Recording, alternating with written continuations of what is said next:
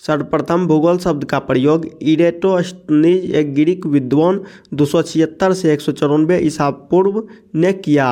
यह शब्द ग्रीक भाषा के दो मूल जियो पृथ्वी ग्रफस वर्णन से प्राप्त किया गया है। दोनों को एक साथ रखने पर इसका अर्थ बनता है पृथ्वी का वर्णन। भूगोल के नामकरण एवं इस विषय को प्राथमिक स्तर पर व्यवस्थित स्वरूप प्रदान करने का श्रेय यूरोन के निवासियों को जाता है। हिकेटियस ने अपनी पुस्तक जस पीरियोडस अर्थात पृथ्वी का वर्णन में सर्वप्रथम भौगोलिक तत्वों का क्रमबद्ध समावेश किया। भूगोल का जनक हिकेटियस को कहा जाता है।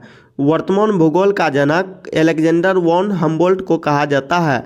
व्यवस्थित भूगोल का जनक इरेटोस्थनीज को कहा जाता है। भौतिक भूगोल का जनक पेलिडोनियम को कहा जाता है। सांस्कृतिक भूगोल का जनक कार्ल ओ सावर को कहा जाता है। गणितीय भूगोल के संस्थापक थेल्स व एनेक्जिमेंडर को कहा जाता है।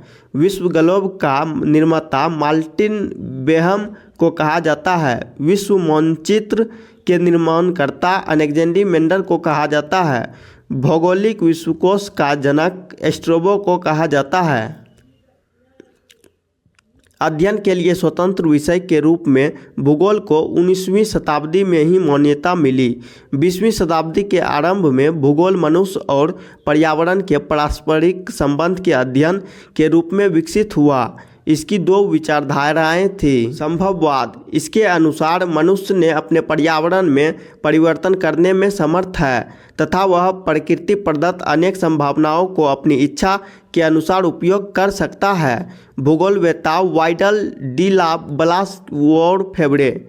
निश्चयवाद, इसके अनुसार मनुष्य के सारे काम पर्यावरण द्वारा निर्धारित होते हैं, अतः मनुष्य को स्वेच्छापूर्वक कुछ करने की स्वतंत्रता कम है। इस विचारधारा के प्रमुख समर्थक भूगोलवेत्ता रिटर रेटजेल, नवीन निश्चयवाद के संस्थापक एलन सैम्पुल और हल्टिंगटन है। की कुछ परिभाषाएं। भूगोल एक ऐसा स्वतंत्र विषय है जिसका उद्देश्य लोगों को विश्व, आकाशीय पिंडों, स्थल, महासागरों, जीव जंतुओं, वनस्पति, फलों तथा भूधरातल के क्षेत्रों में देखी जाने वाली प्रत्येक अन्य वस्तु का ज्ञान प्राप्त कराना है।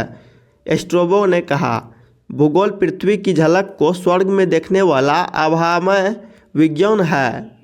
कैलेडियम टोल्मी ने कहा, भूगोल वह विज्ञान है जिसमें पृथ्वी को स्वतंत्र ग्रह के रूप में मान्यता देते हुए उसके समस्त लक्षणों, घटनाओं एवं उसके अंतः संबंध का अध्ययन किया जाता है।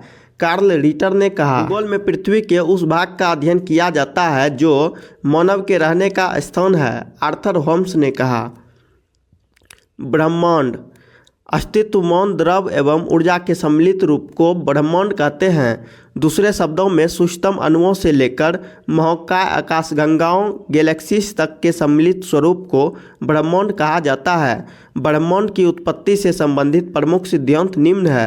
महाविस्फोट सिद्धांत, बिग बैंग थ्योरी, एब जॉर्ज लेवेंथियर अवस्था या सतत सृष्टि सिद्धांत या स्थिर अवस्था संकल्पना, steady state theory, Thomas gold एवं हरमन बॉडी, दोलन सिद्धांत, पुलसेंटिंग यूनिवर्स थ्योरी, डॉक्टर एलन संडेजा, स्फीति सिद्धांत, इन्फ्लुएंसरी थ्योरी, एलन गुथ। ब्रह्मांड की उत्पत्ति के संबंध में महाविस्फोट सिद्धांत, बिग बैंग थ्योरी सर्वाधिक मान्य सिद्धांत है। इसका प्रतिपादन बेल्जियम के खगोलज्ञ एवं पादरी एब जॉर्ज लेवेंथियर ने किया था।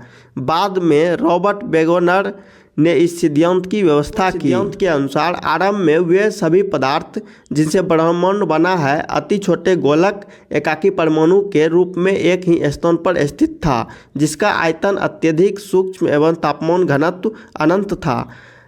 अत्यधिक संकेंद्रण के कारण बिंदु का आकस्मिक विस्फोट हुआ, जिसे महाविस्फोट ब्रह्मांडीय विस्फोट बिग बैंग कहा गया। इस अचानक विस्फोट से पदार्थों का बिखराव हुआ, जिससे सामान्य पदार्थ निर्मित हुए। इसके अलगाव के कारण काले पदार्थ बने, जिनके समूह से अनेक ब्रह्मांडीय पिंडों का सृजन हुआ। वैज्ञानिकों का विश्वास है कि महाविस्फोट बिग बैंग की घटना आज से 13.7 अरब वर्ष पहले हुई थी। विस्फोट के लगभग 10.5 अरब वर्ष पश्चात यानी आज से 4.5 अरब वर्ष पूर्व सौरमंडल का विकास हुआ, जिससे ग्रहों तथा उपग्रहों का निर्माण हुआ। इस प्रकार बिग बैंग परिघटना से ब्रह्मांड की उत्पत्ति हुई और तभी से उसमें निरंतर विस्तार जारी है। इसके साक्ष्य के रूप में आकाशगंगाओं के बीच बढ़ती दूरी के साक्ष्य दिया जाता है।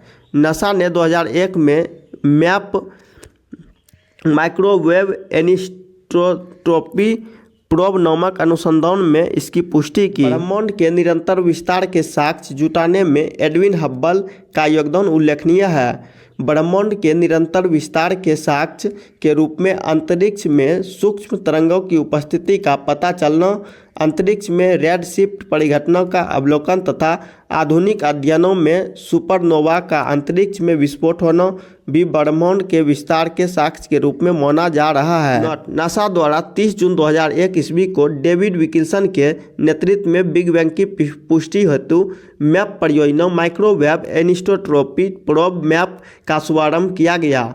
मैप एक खोजी उपग्रह है। इससे प्राप्त चित्रों से बिग बैंग की पुष्टि होती है। 11 फरवरी 2013 ईस्वी को इस आधार पर नासा ने ब्रह्मांड की आयु 13.7 अरब वर्ष निर्धारित करने की घोषणा की। डेविड विल्सन की सितंबर 2002 के निधन के पश्चात उनके सम्मान में मैप उपग्रह का नाम 11 फरवरी 2003 ईस्वी को WMAP Wilson microwave anisotropy probe रखा गया। ब्रह्मांड के रहस्यों को जानने के लिए 30 मार्च 2010 ईस्वी को European centre for nuclear research CERN ने जेनेवा में पृथ्वी की सतह से 50 से 175 मीटर नीचे 27.36 किमी लंबे सुरंग में लार्ज हैड्रॉन कोलाइजर LHC नामक महाप्रयोग सफलतापूर्वक किया गया। सितंबर 2008 ईस्वी में यह महाप्रयोग असफल रहा था। इसमें प्रोटॉन बीमों को लगभग प्रकाश की गति से टकराया गया तथा हिग्स बोसॉन के निर्माण का प्रयास किया गया। माना जाता है कि ग्राउंड पार्टिकल के नाम से जाना जाने वाला हिग्स बोसॉन में ही ब्रह्मांड के रहस्य छिपे हैं, क्योंकि यह सबसे बेसिक यूनिट माना जाता है। सर्न ने 4 जुलाई 2012 ईस्वी को हिग्स बोसॉन से मिलता जुलता सब एटॉमिक पार्टिकल की खोज करने में सफलता हासिल की है। इससे ब्रह्मांड के रहस्यों को जानने के विषय में महत्वपूर्ण उपलब्धि माना जा रहा है। नोट: ब्रिटिश वैज्ञानिक हिग्स ने 1964 में कॉस्मोलॉजी समझने हेतु गॉड पार्टिकल परमाणुविक अवधारणा को पेश किया था, जो भारतीय वैज्ञानिक सत्येंद्र बोस के बोसन थ्योरी पर आधारित थी। ब्रह्मांड का व्यास 10⁸ प्रकाश वर्ष है। ब्रह्मांड में अनुमानतः 100 अरब मंदाकिनी गैलेक्सी है। प्रत्येक मंदाकिनी में अनुमानतः 100 अरब तारे होते हैं। तारों का ऐसा समूह जो धुंधला सा दिखाई पड़ता है तथा जो तारा निर्माण प्रक्रिया की शुरुआत का गैसपुंज है, मंदाकिनी गैलेक्सी कहलाता है। हमारी पृथ्वी की अपनी एक मंदाकिनी है, जिसे दुग्ध मेखला या आकाशगंगा मिल्की वे कहते हैं। अब तक ज्ञात इस मंदाकिनी का 80% भाग सर्पिला स्फीरल है। इस मंदाकिनी को सबसे पहले गैलीलियो ने देखा था। आकाशगंगा की सबसे नज़दीकी मंदाकिनी को देवयानी एंड्रोमेडा का नाम दिया गया।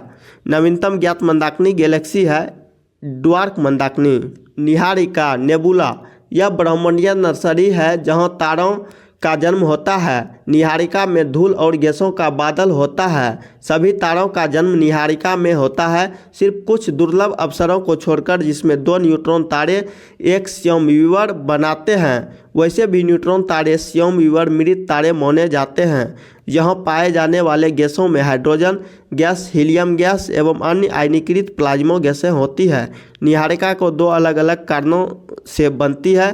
पहला ब्रह्मांड की उत्पत्ति और दूसरा किसी विस्फोट तारे से बने सुपरनोवा से। ब्रह्मांड के जन्म के बाद परमाणुओं का जन्म हुआ और इन परमाणुओं से धूल और गैसों के बादलों का निर्माण हुआ। सुपरनोवा से जो पदार्थ उत्सर्जित होता है, इससे भी निहारिका का जन्म होता है। इसके उदाहरण है बेल और कर्क। निहारिका की उत्पत्ति ब्रह्मांड के जन्म और सुपरनोवा के मिश्रण से भी हो सकता है। निहारिका के कुछ प्रकार। उत्सर्जन निहारिकाएँ, यह सबसे सुंदर और रंग बिरंगी होती है। ये बन रहे तारों से प्रकाशित होती है। उदाहरण चील एवं झील निहारिकाएँ।